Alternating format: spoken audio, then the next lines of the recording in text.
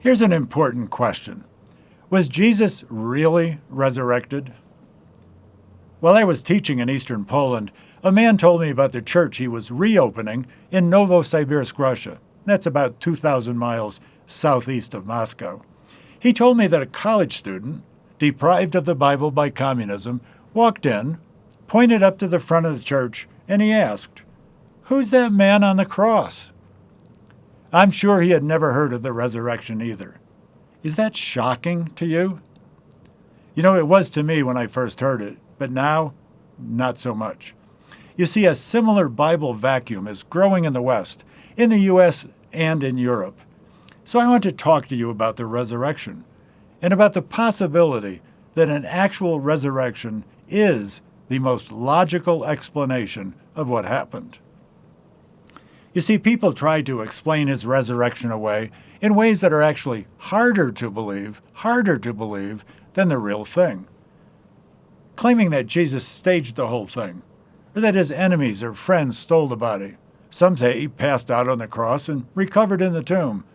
Or they say it was a case of mistaken identity. They crucified the wrong guy or just went to the wrong tomb.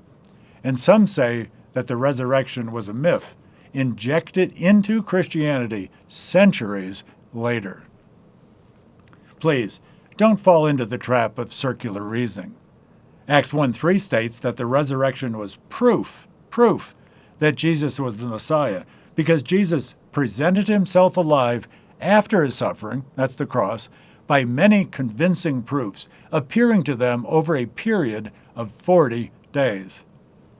And Acts 17 states it this way: God is now declaring to men that all people everywhere should repent, because he has fixed a day which he will judge the world in righteousness through a man, Jesus, whom he has appointed, and here it is, having furnished proof to all men by raising him from the dead.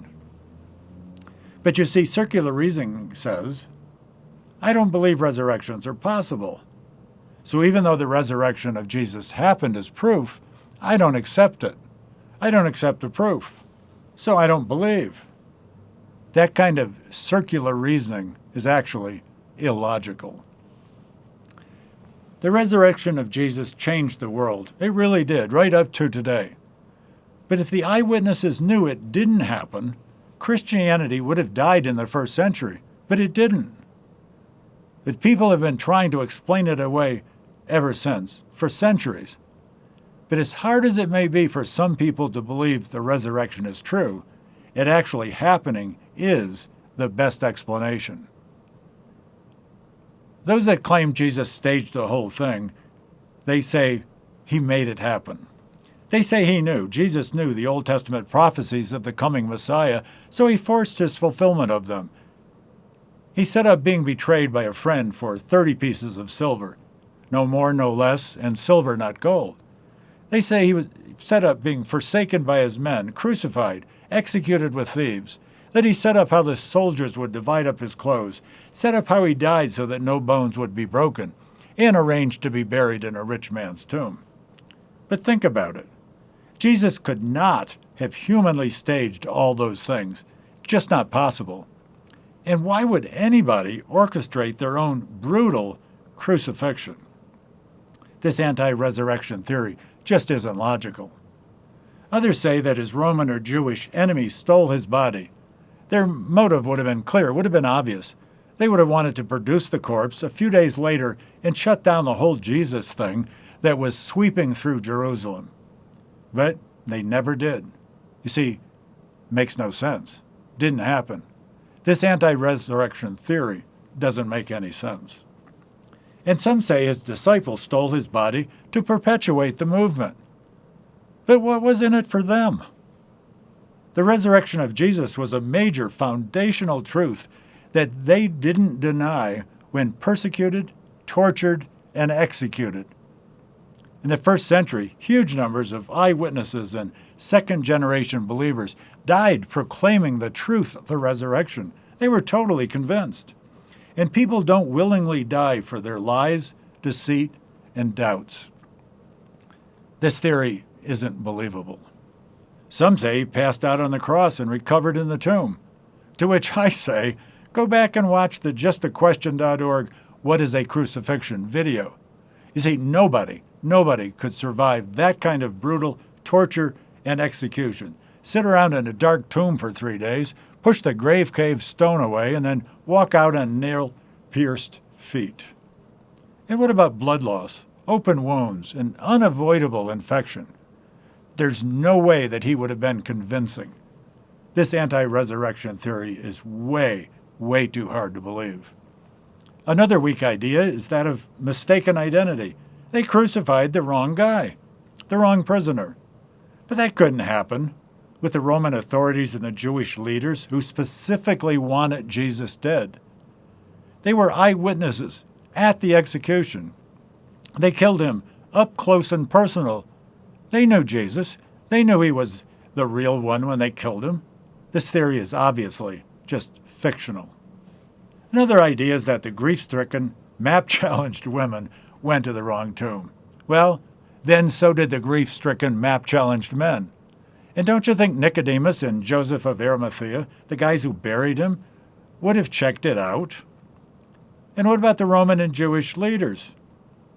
They knew where he was buried. Don't you think somebody would have pointed out the mistake? I'll tell you, this idea makes no sense. Another anti-resurrection myth is that the resurrection was an idea injected into the story centuries later. But historically, that's just not true. The resurrection of Jesus was a central theme in the Apostle Peter's first public speech just 7 weeks after it happened. And he spoke of it later, and he wrote of it. The Apostle Paul spoke of it and wrote of it in his New Testament letters to the Romans, Corinthians, Galatians, Ephesians, Colossians, and Thessalonians. And the author of the New Testament letter to the Hebrews wrote of it too. And all of this started in the weeks and months right after the resurrection. None of these accounts were from even 1 century later. This anti-resurrection theory just contradicts actual history. You see, none of these theories are viable. They make no sense. The only viable explanation, miraculous as it is that it actually happened. Jesus rose from the grave, just as he had predicted. Where did he predict it? Well, Matthew 12, 16, 17, 20, 26, 27, Mark 9, 10, and 14, Luke 9, and John 2. It was a central theme of the disciples' preaching, of the first century church, and in every century since. The Apostle Peter, speaking for the disciples, declared that it was a fact to which they were witnesses. And that fact has changed the world ever since. So the big question is, why the resurrection? The Apostle Paul answered that. He said, "Therefore, having overlooked the times of ignorance, God is now declaring to men that all people everywhere should repent, because he has fixed a day in which he will judge the world in righteousness through a man, Jesus, whom he, the Father, has appointed, having furnished proof to all men by raising him from the dead."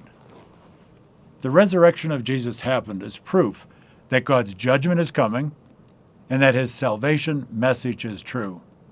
Because of the resurrection, physical death has lost its sting. And Jesus conquered spiritual death as well. Because of the resurrection, there is a solution to our separation from God. Jesus paid the price for our sin on the cross. He took the hit for us.